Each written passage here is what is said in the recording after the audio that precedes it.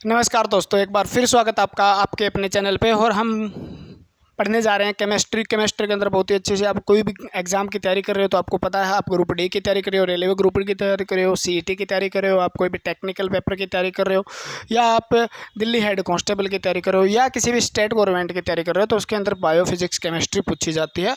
और उसके अंदर आपको अच्छे से क्वेश्चन के आंसर देने होते हैं। बेसिक साइंस जो हमारी जर्नल साइंस है वो पूछी जाती है, और हम जर्नल साइंस के बारे में पढ़ते हैं यहाँ पे।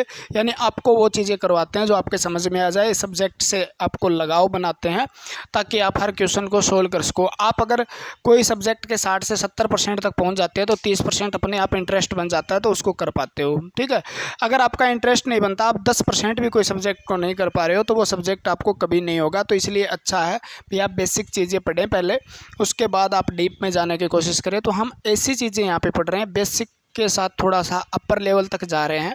ठीक है, तो यहाँ पर केमिस्ट्री पढ़ाई जा रही है, वो एनसीईआरटी लेवल की है। उसके अंदर आपको ऐसी चीज़ें नहीं घुसाई जाती या ऐसी चीज़ें नहीं पढ़ाई जाती जो आपको केमिस्ट्री से विश्वास हटा दे। आपको जैसे ही विश्वास हो जाएगा भी केमिस्ट्री मुझे आनी शुरू हो गई, तो मैं वो चीज़ें स्टार्ट कर दूंगा और आपके लिए फ़ायदेमंद होगी। ठीक है ना, तो भागने की कोशिश मत करें। सबसे पहले आप सबसे कठिन चैप्टर है पीरियोडिक टेबल या रासायनिक जो केमिकल नेम है वो पढ़ना शुरू कर देते हो। केमिस्ट्री से दिमाग भंग हो जाता है आपका।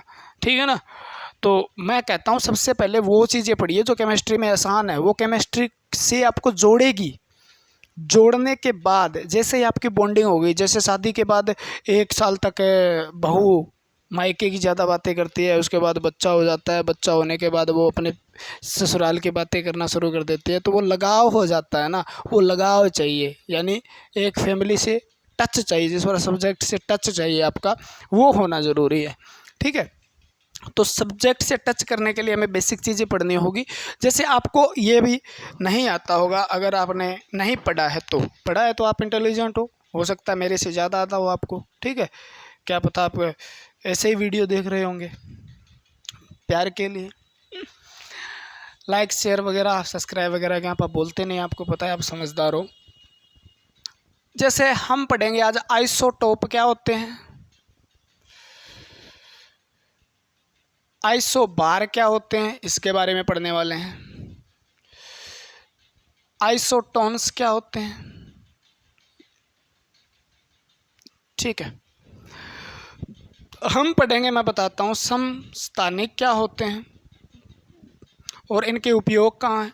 जैसे आयोडीन 131 का उपयोग कहाँ होता है, कोबाल्ट 60 का उपयोग क्या होता है, आर्सेनिक का उपयोग क्या होता है, सोडियम 74 का इस्तेमाल कहाँ पे होता है, कार्बन 60 का इस्तेमाल कहाँ पे होता है, सॉरी कार्बन 14 का इस्तेमाल कहाँ पे होता है, कार्बन 12 का इस्तेमाल कहाँ पे होता है।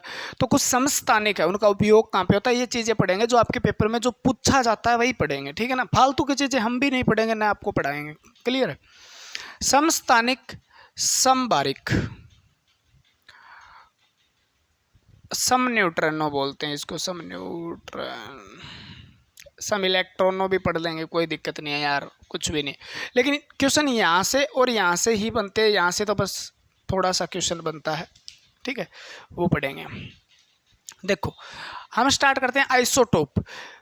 एक एक शब्द पे ध्यान दीजिएगा, एक एक शब्द पर ध्यान दीजिएगा। ठीक है, आइसोटोप्स,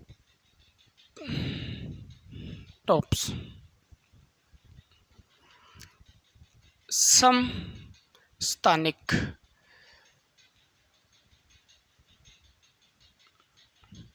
सम का मतलब समान और टॉप्स का मतलब होता है प्लेस, यानी स्थान का मतलब स्थान। ठीक है, समान स्थान, इसका क्या मतलब हुआ। ठीक, इस चीज को देखो आप, यानी वो तत्व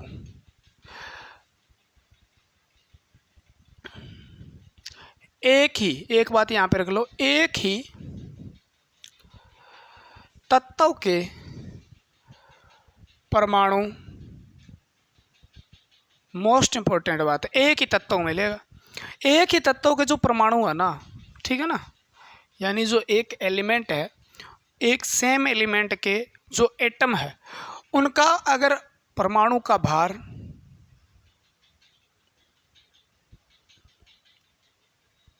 परमाणु भार या द्रव्यमान संख्या, द्रव्यमान संख्या, द्रव्यमान संख्या क्या है? ए है। द्रव्यमान संख्या ए अलग अलग हो, समझेंगे इसको, पहले लिख लो, अलग अलग हो तथा परमाणु संख्या यानी एटॉमिक नंबर, परमाणु संख्या, परमाणु क्रमांक यानी Z समान हो।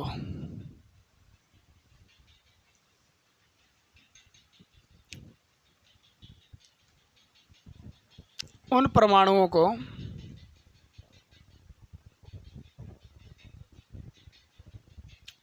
समस्थानिक कहते हैं। क्लियर होगी बात? देखो, आपको मैंने पीछे वीडियो अगर आपने देखे तो ये बताया था, ये X है यानी ये क्या है, तो आप कहोगे जी ये तो एटम बताया था आपने, कोई एटम है न्यूट्रल। यहाँ पे मैंने A लिखा था, यहाँ पे मैंने Z लिखा था, ऐसा लिखा था।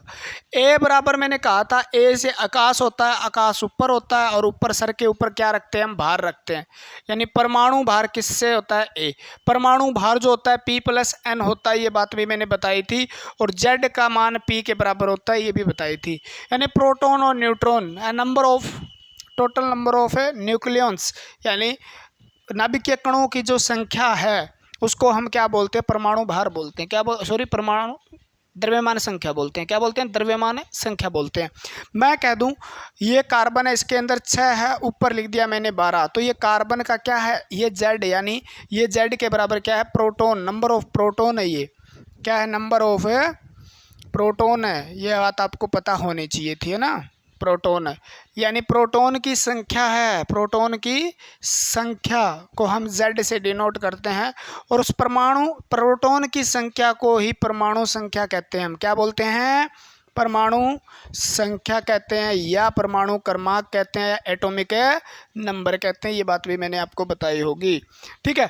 12 किस है जी? ये P+N है जी, यानी प्रोटॉन और न्यूट्रॉन, प्रोटॉन व न्यूट्रॉन का समजोड़ जो है ना, वो क्या है जी? वो द्रव्यमान संख्या है, द्रव्यमान संख्या है, द्रव्यमान संख्या, मास नंबर है जी वो, ठीक है ना? मास नंबर है। ये बात मैंने बताई होगी आपको पीछे वाले लेक्चर के अंदर भी, प्रोटॉन न्यूट्रॉन क्या होते हैं, किस प्रकार से होते हैं। यानी कार्बन का जो परमाणु भार कह दो आप, उसको भार मान लो आप, आपके मतलब लेवल तक, या द्रव्यमान संख्या मान लो आप। द्रव्यमान मतलब भार, ठीक है। यानी द्रव्यमान उसका वो है, वो क्या है? प्रोटॉन और न्यूट्रॉन दोनों को जोड़ा जाता है तो उसका द्रव्यमान संख्या आती है। अगर सीधे प्रोटॉन की बात करूँ तो उसकी परमाणु संख्या आती है। अब मैं कह दूं जी, इस द्रव्यमान संख्या या परमाणु भार जो होता है, परमाणु भार में प्रोटॉन और न्यूट्रॉन क्यों लिए गए? क्योंकि आपको पता है समस्त द्रव्यमान जो होता है ना, ठीक है, रदरफोर्ड ने कहा था भी समस्त द्रव्यमान जो है परमाणु का, वो कहाँ पे है? नाभिक में ही छिपा हुआ है। किस में छिपा हुआ है? नाभिक में। और नाभिक के अंदर क्या है? प्रोटॉन और न्यूट्रॉन है। यानी इसका द्रव्यमान और इसका द्रव्यमान, ठीक है, दोनों का द्रव्यमान है, उसको अगर जोड़ दिया जाए तो किसका द्रव्यमान आ जाएगा? नाभिक का द्रव्यमान। और नाभिक के द्रव्यमान को किसका द्रव्यमान माना जाता है? परमाणु का द्रव्यमान, ठीक है। और AMU में इसको मापा जाता है। ये भी बताया था, परमाणु भार को एटॉमिक मास यूनिट या डाल्टन या यूनिफाइड यूनिट के अंदर इसको मापा जाता है, ठीक है, अगर ये बात समझ में आई तो। और AMU, परमाणु प्रोटॉन का 1 MU होता है और द्रव्यमान इसका भी कितना होता है? 1 AMU यानी एटॉमिक मास। एक और एक को जोड़ेंगे 2 आ जाएगा। अगर मैं कह दूं 1 प्रोटॉन है 1 न्यूट्रॉन है तो मास कितना होगा? 2। मैं कह दूं 2 प्रोटॉन है 2 न्यूट्रॉन है तो दोनों को जोड़ेंगे तो कितना आ जाएगा? 4 हो जाएगा मास। तो 6 प्रोटॉन है और 6 न्यूट्रॉन है तो कितना आ गया? 12 आ गया। समझ में आ गया? एक प्रोटॉन का जो मास है वो यूनिट कितना है? तो 1 यूनिट है, ठीक है। क्लियर हो जाएगी इतनी बात? क्या सर आप तो गुस्सा हुए ना, बहुत स्पीड से चले थे आप यार, इतनी देर, कितनी स्पीड से। अब जिसकी बात करें बाहर, समस्थान, ऊपर वाला टॉप, ऊपर वाला टॉप, ठीक है, तो जिसका परमाणु क्रमांक समान हो, यानी Z जो Z के समान हो, Z के समान हो, लेकिन A के समान न हो, ऐसे ही परमाणु को हम क्या कहते हैं? समस्थानिक कहते हैं। तो आप ये लिख लो, परमाणु क्रमांक अलग से लिख लो, परमाणु क्रमांक जो है ना, या परमाणु संख्या जो है, या आप कहो संख्या, प्रोटॉन की संख्या तो समान हो प्रोटॉन के दूसरे परमाणु के, लेकिन परमाणु भार कह दो यार, द्रव्यमान कह दो यार, ठीक है, द्रव्यमान संख्या कह दो यार, फर्क तो होता है, लेकिन आप कह ही दो, कोई दिक्कत नहीं है। वो क्या है? P+N जो है वो चाहे बराबर न हो, किसके? P+N के, ठीक है। तो उसको हम क्या बोलते हैं? यानी A बोलते हैं। A जो है A के बराबर नहीं है, ठीक है, लेकिन Z के बराबर है। मैं कह दूं एक में Z 6 तो दूसरे में भी 6, एक में 8 है तो दूसरे में भी 8 है, तीसरे में 18 है तो तीसरे में 18 ही है, ठीक है। यानी कोई एटम की बात कर रहे हैं। देखो मैं एटम का एग्जाम्पल देता हूँ आपको। किसका एग्जाम्पल देता हूँ? आपने बार बार पढ़ा होगा, 100 बार पढ़ा होगा, ठीक है। आपने ऐसे पढ़ा कार्बन 12, कार्बन 13, कार्बन 14। तो यहाँ पर ये लिखा होता है इसका द्रव्यमान संख्या हमेशा याद रखना। जैसे मैं लिख दूँ कोबाल्ट 60, तो ये क्या है? इसकी द्रव्यमान संख्या, ठीक है। मैं ये कह दूँ H1 है, H2 है, H3 है। मैं कह दूँ HO कितना होता है? 16 है, O 17 है, O 18 है। तो ये क्या? इसकी द्रव्यमान संख्या, ये इसकी द्रव्यमान संख्या, ये इसकी द्रव्यमान संख्या, ये इसकी द्रव्यमान, ये लिखा होता है ना, तो इसकी द्रव्यमान संख्या होती है, ये द्रव्यमान संख्या, ये द्रव्यमान संख्या होती है, परमाणु भार होता है ये, ठीक है ना। क्लियर हो जाएगा। तो अब मेरे को लिखना है, देखो C12, C13, ऊपर लिखता हूँ ना मैं, C14, 6 6 6, A sorry Z Z Z Z Z Z। तो आप कहोगे जी Z तो तीनों का बराबर आ रहा है, लेकिन A बराबर है नहीं आ रहा,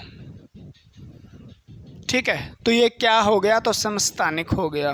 क्या हो गया? समस्थानिक हो गया। स्थान यानी नीचे, स्थान कहाँ होता है? नीचे होता है पास स्थान। किसी स्थान पे बैठते हैं तो कहाँ बैठते हैं? नीचे बैठते हैं। तो स्थान नीचे वाली संख्या अगर समान है तो समस्थानिक है, ठीक है ना। तो 6। तो इसमें प्रोटॉन की संख्या कितनी है जी? प्रोटॉन बराबर 6 है जी। इसमें कितनी है जी? प्रोटॉन बराबर 6 है जी। इसमें कितनी है जी? प्रोटॉन बराबर 6 है जी। प्रोटॉन बराबर होते हैं, यानी परमाणु क्रमांक बराबर है इसके अंदर जी। तो ये समस्थानिक है। एक बात और थी जी, आपने लिखा है एक ही परमाणु का तत्व है ये, कार्बन का, उसको समस्थानिक कहते हैं, ठीक है। अब जी P+N बराबर, तो आपने कितना दे रखा है? 12 दे रखा है। P+N बराबर कितना दे रखा है? आपने 13 दे रखा है। P+N आपने कितना दे रखा है? यानी 14 दे रखा है। तो ये वैल्यू इनकी है जी, ठीक है। इसको हम किससे लिखते हैं जी? A से लिखते हैं, इसको A से लिखते हैं, इसको A से लिखते हैं, ठीक है। अब कहो जी P की संख्या तो 6 है, प्लस N बराबर 12 आ गया, तो N बराबर आ गया 6। पहले में 6 आ गया, दूसरे में P का 6 है, N बराबर 13 आ गया, तो N बराबर आ गया इसमें 7 आ गया। P 6 है तो N बराबर कितना आ गया? N बराबर आ गया 8। तो देखो न्यूट्रॉन की संख्या अलग अलग है, इनमें न्यूट्रॉन की संख्या अलग अलग है, प्रोटॉन की संख्या समान है, इसलिए तो इसका भार क्या हुआ? अलग हुआ। क्योंकि प्रोटॉन जो होता है ना, प्रोटॉन की संख्या नहीं बदलती, किसकी संख्या बदलती है? न्यूट्रॉन की संख्या बदलती है। नाभिक के अंदर किसकी संख्या बदलती है? न्यूट्रॉन की संख्या बदलती है। तो न्यूट्रॉन अगर ज़्यादा हो जाए तो भार भी क्या होगा? ज़्यादा हो जाएगा। न्यूट्रॉन कम हो जाए तो भार भी क्या हो जाता है? कम हो जाता है। ठीक है, तो प्रोटॉन प्लस न्यूट्रॉन जो होता है उसे हम भार या द्रव्यमान संख्या बोलते हैं। हाँ, ठीक है। दूसरा एग्जाम्पल लेते हैं, जैसे दूसरा एग्जाम्पल आपका लेते हैं ऑक्सीजन का ले लो। ऑक्सीजन 8 है, 16 है, ऑक्सीजन 17 है, ऑक्सीजन 18 है। ठीक है ना। ऑक्सीजन 8 पर प्रोटॉन कितने इसमें? 8 ही हैं। तो 8 में से 8 जाए, इसके अंदर प्रोटॉन 8 है, न्यूट्रॉन भी इसमें कितने हैं? 8। 17 में से 8 जाए 9, यानी प्रोटॉन तो 8 है, न्यूट्रॉन कितने हैं? 9। 18 में से 8 जाए, प्रोटॉन तो 8 है और न्यूट्रॉन कितने हैं? इसमें 10 हैं। तो इसके अंदर न्यूट्रॉन की संख्या तो क्या है? अलग अलग है, लेकिन प्रोटॉन की संख्या बराबर है। नीचे वाला स्थान एक से दूसरे के साथ मैच खाता है, इसलिए इसको क्या बोलेंगे? समस्थानिक बोलेंगे। ठीक है ना, समस्थानिक। यानी जिसका नीचे वाला जेड बराबर हो, यानी परमाणु क्रमांक बराबर हो, उसे हम समस्थानिक बोलते हैं। ठीक है, स्थानिक बोलते हैं।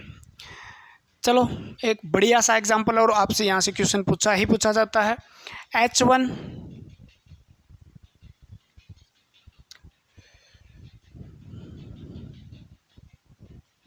ठीक है, यानी हाइड्रोजन के 3 समस्थानिक है। आपसे पूछ ले हाइड्रोजन के कितने समस्थानिक होते हैं, तो हाइड्रोजन के 3 समस्थानिक है, याद रखना, समस्थानिक। ठीक है, इसके अंदर प्रोटॉन कितना है जी? 1 है। इसमें प्रोटॉन आप बता दोगे जी 1, इसमें भी आप बता दोगे प्रोटॉन 1 है। लेकिन प्रोटॉन माइनस न्यूट्रॉन, यानी न्यूट्रॉन इसमें कितना है? न्यूट्रॉन 0 है, न्यूट्रॉन 0 है, न्यूट्रॉन 0 है। इसमें कितना है जी? न्यूट्रॉन 1 है। इसमें कितना है जी? न्यूट्रॉन 2 है। 1 3 में से 2, यानी हाइड्रोजन जो है ना, हाइड्रोजन 1 जो है, ठीक है, सिंपल जो हाइड्रोजन पाया जाता है, मान लो पीरियोडिक टेबल में जो हाइड्रोजन का जिक्र है उसके अंदर न्यूट्रॉन नहीं पाया जाता। ठीक है, उसमें न्यूट्रॉन नहीं पाया जाता। अब इनको अलग अलग नाम दिया जाता है, इसको अलग अलग नाम दिया जाता है, इसको अलग अलग नाम दिया जाता है। ठीक है, इसका नाम है हाइड्रोजन को हम इसको क्या बोलते हैं? इसको हम बोलते हैं, पानी देना, ठीक है, प्रोटियम, ड्यूटेरियम और ट्राइटियम। ठीक है, क्या बोलेंगे तीनों को? एक को क्या बोल दिया हमने? प्रोटियम, ड्यूटेरियम, और एक को बोल दिया हमने ट्राइटियम। तो तीनों का अलग अलग नाम है। हाइड्रोजन ऐसा समस्थानिक है जिस तीनों समस्थानिकों का नाम भी क्या है? अलग है। हाइड्रोजन एक ऐसा है, ऐसा परमाणु जिनके तीनों समस्थानिक का नाम क्या है? अलग अलग है। Protium, deuterium, ट्राइटेरियम। ठीक है ना। और आपको पता भी होगा इसके तीनों नाम भी आपसे पूछे जाते हैं। और D2O से पूछा जाता है। D2O यानी हेवी वाटर जो है वो किससे बनता है? Heavy water. ठीक है, तो आप कहते हो डी लिखते हैं, इसको डी से करते हैं, तो आप कहते हो ड्यूटेरियम से बनता है, ड्यूटेरियम। तो ड्यूटेरियम क्या है? हाइड्रोजन का समस्थानिक है। H2O की जगह D2O लिख दिया क्योंकि यहाँ पर दूसरा समस्थानिक जिसका भार 2 है द्रव्यमान, तो उसका प्रयोग हुआ है हेवी वाटर के लिए, D2O। ठीक है ना। और D2O का प्रयोग कहाँ किया जाता है? तो मंदक के रूप में, मॉडरेट के रूप में प्रयोग किया जाता है। किसका प्रयोग किया जाता है? परमाणु भट्टी में न्यूट्रॉनों की बमबारी को रोकने के लिए किसका प्रयोग किया जाता है? हेवी वाटर, भारी जल का प्रयोग किया जाता है। किसका? भारी जल, भारी जल। ठीक है ना, भारी जल। तो बाहरी जल का प्रयोग कहाँ पे होता है? मंदक के रूप में परमाणु भट्टी में होता है, जो दूसरे समस्थानिक से बनता है। हाइड्रोजन के समस्थानिक का नाम क्या है? ड्यूटेरियम है। ये एक क्या है? ये आप कहो जी रेडियो एक्टिव तत्व है, रेडियो एक्टिव एलिमेंट है ये, ठीक है, रेडियो सक्रिय तत्व है। क्लियर है? ठीक है, यानी कौन सा हाइड्रोजन का समस्थानिक रेडियो एक्टिव एलिमेंट है? तो आपका आंसर ट्राइटेरियम। ट्राई का मतलब 3 है इसके अंदर, ड्यू का मतलब 2 है इसके अंदर, प्रो 1, ठीक है। तो प्रोटियम, ड्यूटेरियम, ट्राइटेरियम, ठीक है ना। तो ये 3 समस्थानिक है हाइड्रोजन के, जो क्या है? समस्थानिक है। मैं फिर बार बार कह रहा हूँ समस्थानिक है, समस्थानिक है, ठीक है ना। हो जाएगा, अब तो हो जाएगा जी। कुछ समस्थानिक हम पढ़ेंगे, थोड़ी देर बाद पढ़ेंगे। इससे पहले हम एक चीज़ और कवर करवा देता हूँ आपको। रफ्ता रफ्ता तेरा बेगाना तेरा रफ्ता रफ्ता। आगे हमारा आइसो बार लिखा आ जाता है, आइसो बार। बार मतलब भार, ठीक है ना, भार। तो समभारिक, समभारिक क्या होते हैं?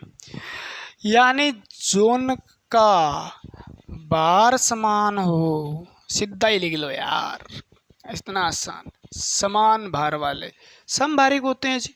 यानी क्या होगा? एक्स ए जेड, यानी अगर मैं कह दूं एक्स ए जेड के बराबर है, यानी ए के बराबर है, जेड के बराबर नहीं है, तो उसे हम क्या बोलते हैं? समभारिक।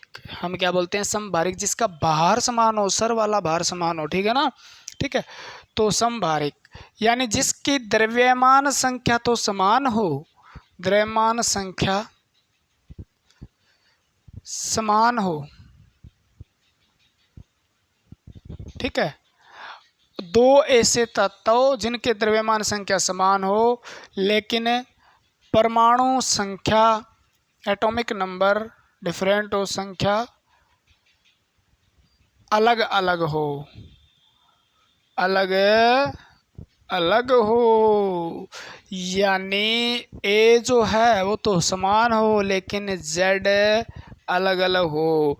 ए तो क्या हो? दूसरे के समान हो, लेकिन जेड समान न हो, ठीक है ना।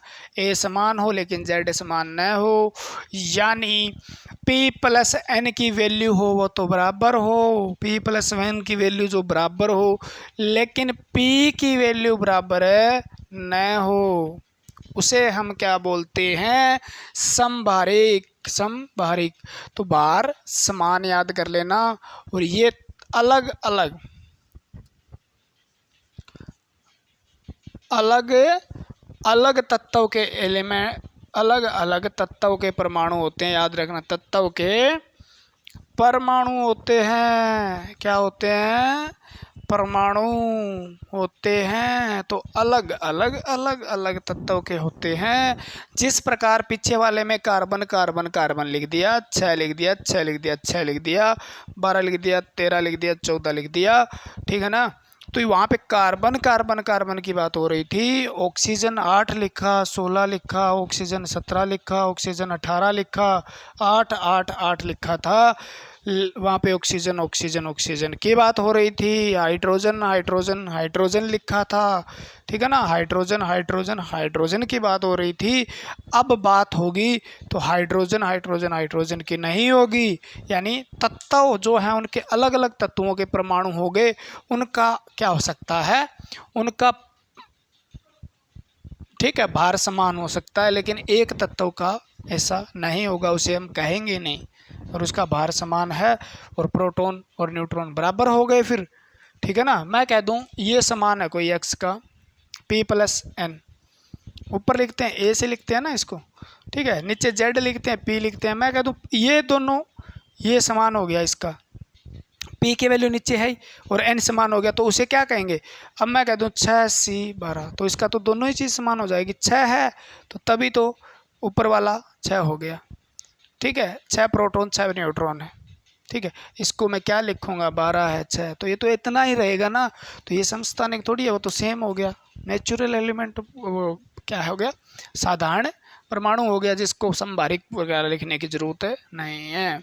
ठीक है, यानी फिर देख लो, ये संख्या आपको मिलती हुई नजर आएगी, ये अलग नजर आएगी, यानी प्रोटॉन प्लस न्यूट्रॉन जितने भी होंगे ना वो समान होंगे दूसरे तत्वों के।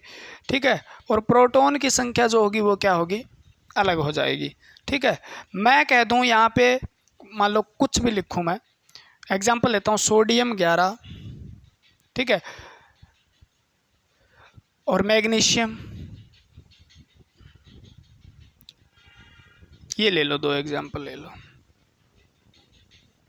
ठीक है, चौड़ा लिखते हैं थोड़ा इसको,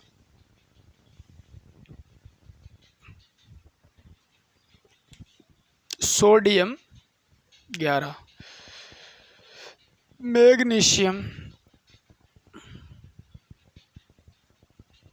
ठीक है, ये 2 तत्व के परमाणु हैं अलग अलग। अब इसके अंदर ये चीज़ तो देखो दोनों की मैच नहीं कर रही, यानी P के बराबर है तो P नहीं है, यानी प्रोटॉन की संख्या अलग अलग है दोनों के अंदर। ठीक है, यानी Z का मान अलग अलग है, लेकिन P प्लस N की वैल्यू जब निकालते हैं तो वो 24 ही आ रही है, P प्लस N की वैल्यू निकालते हैं तो वो 24 आ रही है। इसके अंदर न्यूट्रॉन की संख्या भिन्न भिन्न मिलेगी, यानी न्यूट्रॉन अलग मिलेंगे, बाकी प्रोटॉन जो है वो प्रोटॉन जो है वो क्या है, अलग अलग हैं। ठीक है, लेकिन इसके अंदर क्या मिलेंगे हमें, न्यूट्रॉन समान मिल सकते हैं क्या, चेक करते हैं, देखो। ठीक है, यानी ये संख्या ऊपर वाली संख्या भार बराबर हो, सिर का भार बराबर हो, समभारिक कहते हैं। ठीक है, तो P प्लस N बराबर कितना है, दोनों में 24 है। अगर बात करूं मैं सोडियम की, तो सोडियम के अंदर P की वैल्यू 11 है, प्लस N बराबर 24 है। N बराबर 24 माइनस 11 हो गया, यानी 11 माइनस 24 कितना हो गया, तो आप कहोगे 13 आंसर आ गया। तो इसके अंदर आप कहोगे जी प्रोटॉन तो है 11 और न्यूट्रॉन है 13। ठीक है, दोनों की वैल्यू आ गई अपने पास, ये तो आ गया। P प्लस N इसके अंदर भी 24 है, लेकिन प्रोटॉन की वैल्यू इसके अंदर 12 है, तो 12 प्लस N बराबर 24। ठीक है, और N बराबर है 12। ठीक है, तो इसके अंदर न्यूट्रॉन भी अलग है, यानी इसके अंदर क्या हुआ, प्रोटॉन भी 12 है जी, और इसके अंदर है न्यूट्रॉन भी 12 है, न्यूट्रॉन भी 12 है, तो प्रोटॉन और न्यूट्रॉन 12-12 है।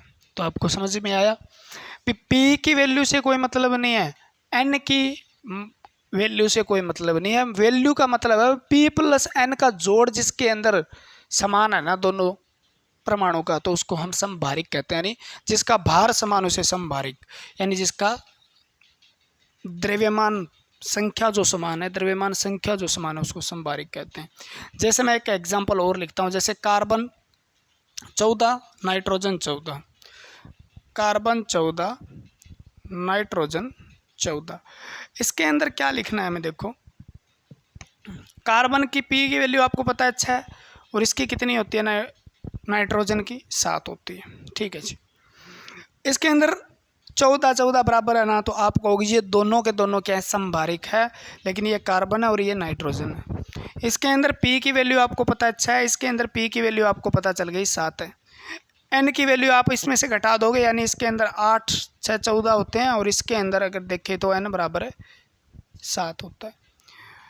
तो P की वैल्यू भी अलग है, N की वैल्यू अलग, कोई मतलब नहीं है, लेकिन जोड़ जो है ना इनका दोनों का वो समान है, तो दोनों का भार द्रव्यमान समान है, तो इसको हम क्या बोल देंगे, समभारिक बोलते हैं। बस इतना याद रखना है आपको, समभारिक।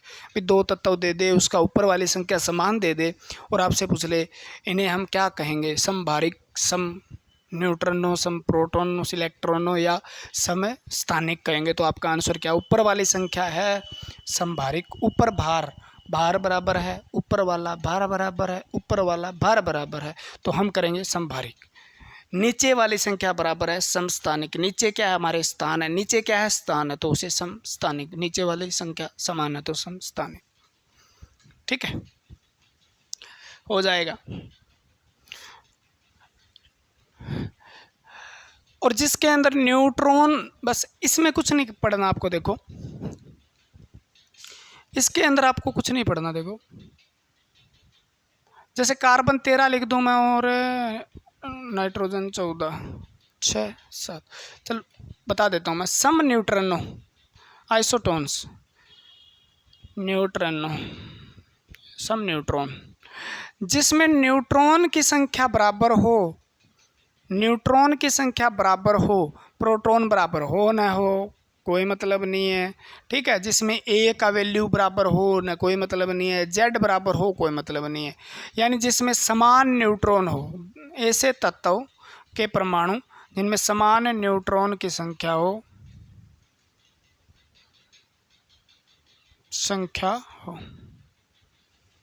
ठीक है। यानी अलग अलग तत्वों के परमाणु, अलग अलग तत्वों के परमाणु जिसमें समान न्यूट्रॉन हो, ठीक है। अभी तक बहुत अच्छी बातें कर रही हैं, आपको जो पेपर में आने वाली है वो चीज़ें तो रही है आपके ना, तो भागना नहीं है यहाँ से, कहीं छोड़ के भाग जाओ। इसके अंदर देखो ये दो, एक ही एग्जाम्पल लेते हैं इसका हम।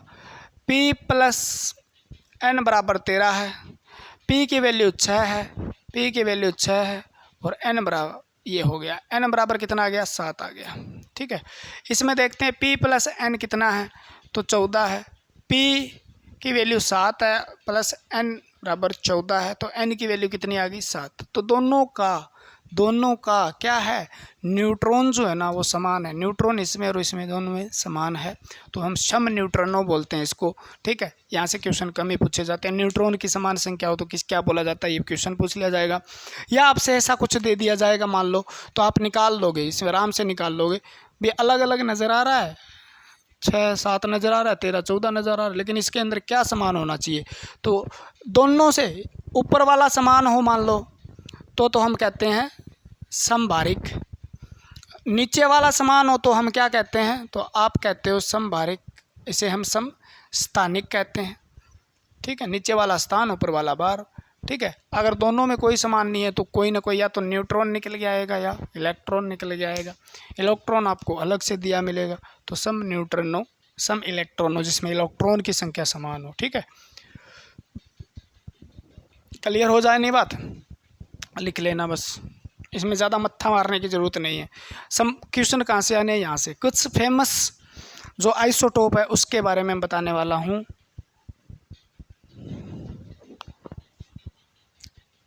कितनी देर होगी यार, पानी में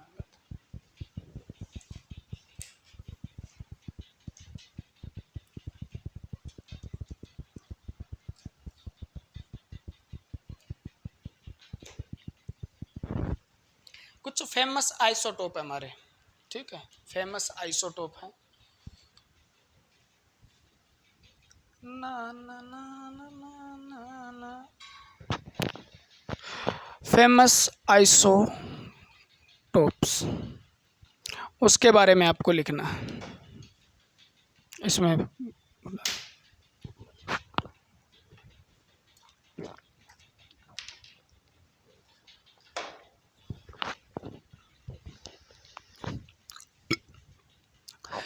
फेमस आइसोटोप कुछ चिकित्सा क्षेत्र के अंदर काम आने वाले आइसोटोप है जिनको आप लिख लो, जैसे कोबाल्ट 60। क्या लिखना है आपको, कोबाल्ट 60।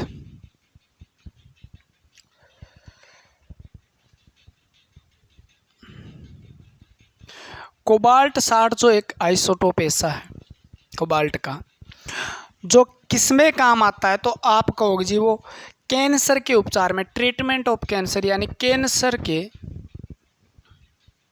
उपचार में। यहाँ से सीधा क्वेश्चन पूछा जाता है कैंसर के उपचार के अंदर किसका ज़्यादातर प्रयोग किया जाता है, तो और भी बताऊंगा मैं कैंसर के उपचार के लिए, ठीक है।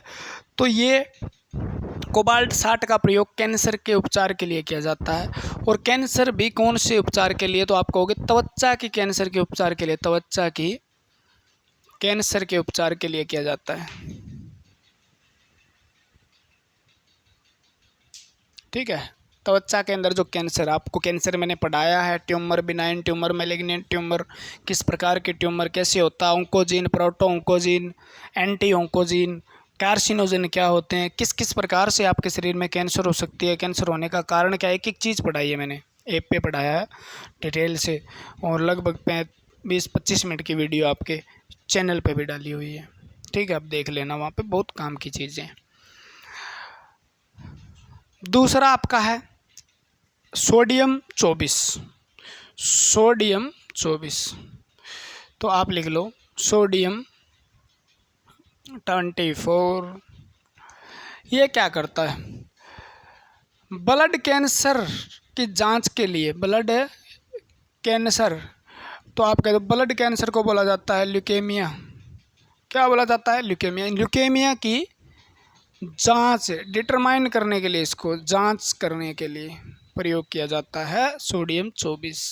सोडियम 24, 24 घंटे हमारे शरीर में, 24 घंटे हमारे शरीर में क्या रहता है, ब्लड।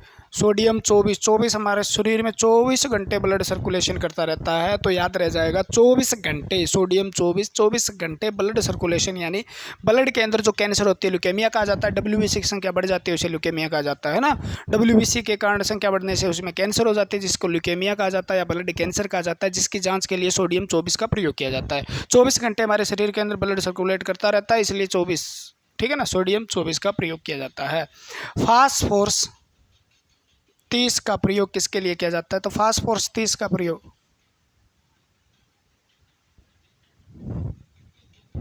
ठीक है, ये भी किससे रिलेटेड है, फास्फोरस 30, ठीक है। ब्लड कैंसर और ये ब्लड क्लोट, क्लोटिंग यानी रक्त के थक्के का पता लगाने, रक्त का थक्के का पता लगाने के लिए किया जाता है। फास्फोरस 30, इसका प्रयोग भी ब्लड कैंसर का पता लगाने के लिए किया जाता है। किसका प्रयोग, ब्लड कैंसर के लिए का पता लगाने के लिए किया जाता है, ठीक है।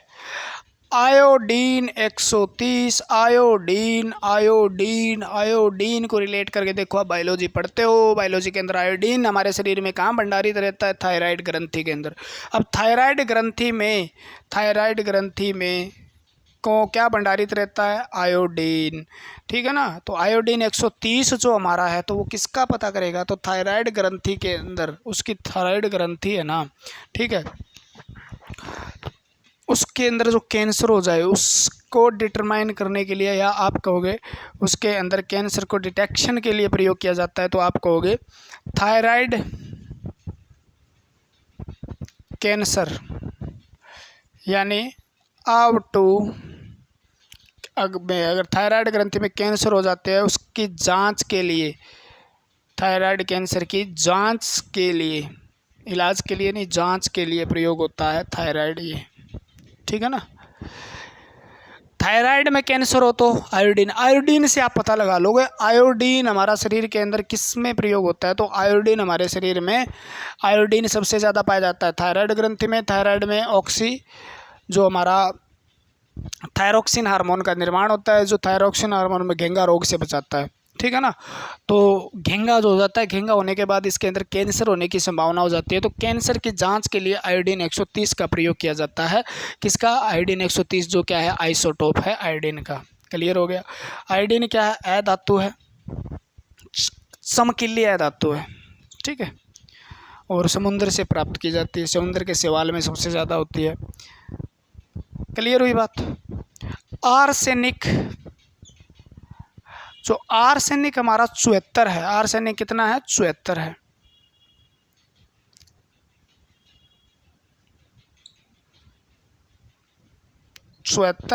उसका प्रयोग किया जाता है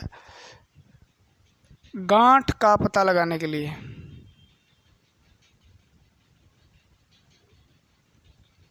गांठ का पता, ठीक है, डिटेक्शन ऑफ ट्यूमर, ट्यूमर हो जाती है ना भाई, किस प्रकार की ट्यूमर है ये, उसका पता लगाने के लिए प्रयोग किया जाता है। अभी गांठ हो जाती है हमारे शरीर में, तो गांठ का पता लगाने के लिए, यानी सीधी बात है, उसमें भी कैंसर का पता लगाने के लिए इसका प्रयोग होता है।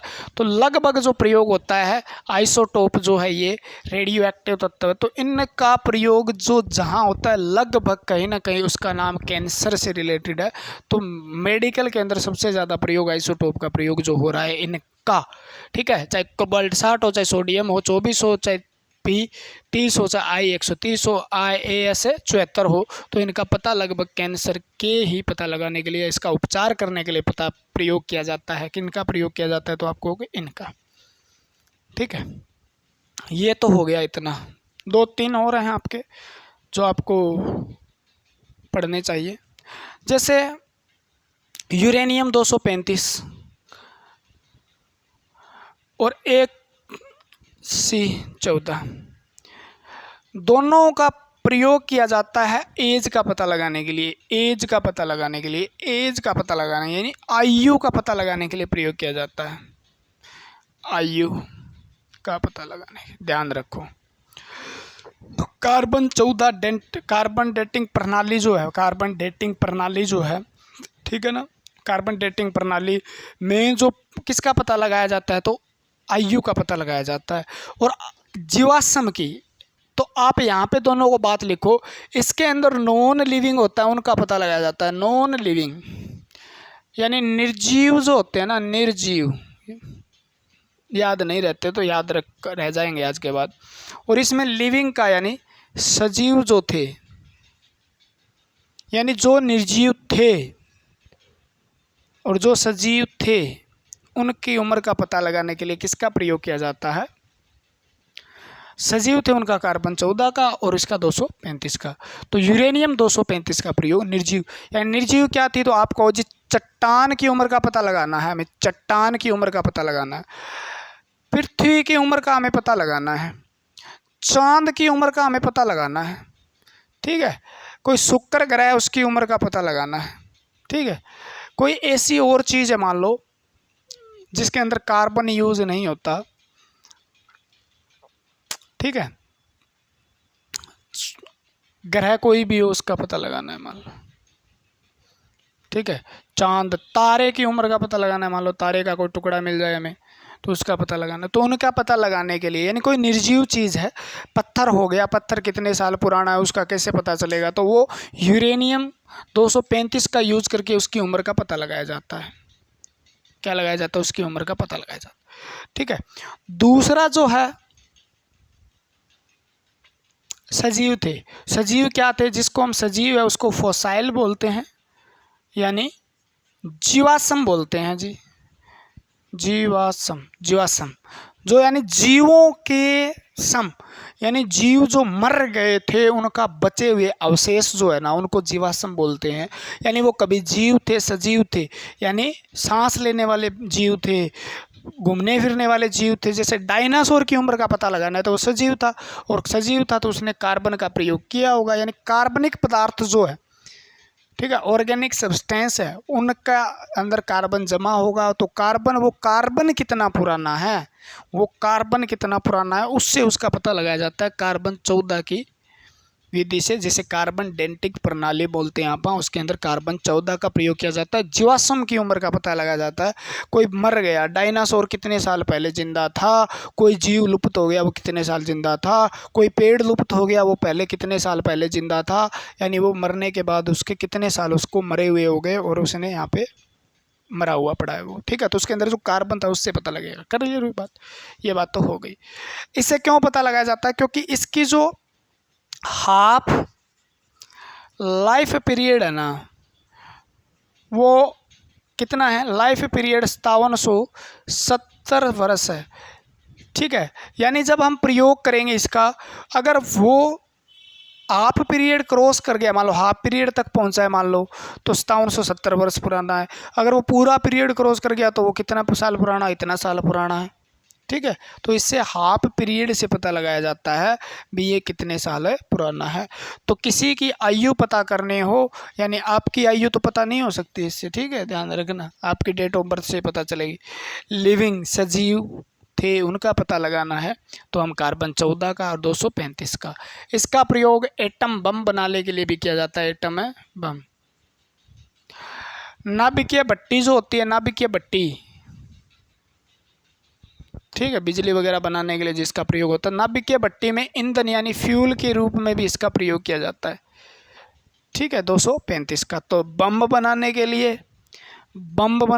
एटम बम बनाने के लिए नाभिकीय भट्टी के अंदर ईंधन के रूप में भी 235 का प्रयोग होता है, यूरेनियम 235। ठीक है, यूरेनियम 235। क्लियर है, ये भी हो जाएगा। ठीक है, तो ये आपका लेक्चर था। इसके अंदर हमने पढ़े एक एक चीज़ इंपॉर्टेंट आपके लिए, एक एक चीज़ के नोट्स बनाते रहिएगा, साथ में रिवाइज करते रहिएगा। अगर नोट्स नहीं बनाए तो दोबारा वीडियो देखनी पड़ेगी। दोबारा वीडियो देखने में टाइम ज़्यादा ख़राब होगा, इसलिए मैं कहता हूँ नोट्स बनाइए, उसको रिवाइज़ करिए, बार बार उसको रिवीजन मारिए, अपने आप याद हो जाएंगे। नोट्स नहीं बनाते हो तो रिवीजन नहीं हो पाएगा आपसे और आपको तकलीफ़ हो जाएगी फिर। ठीक है, तो आज के लिए फिर इतना ही, मिलते हैं फिर अगली वीडियो के साथ। जय हिंद, जय भारत, भगवान आपका भला करे। ठीक है, और आप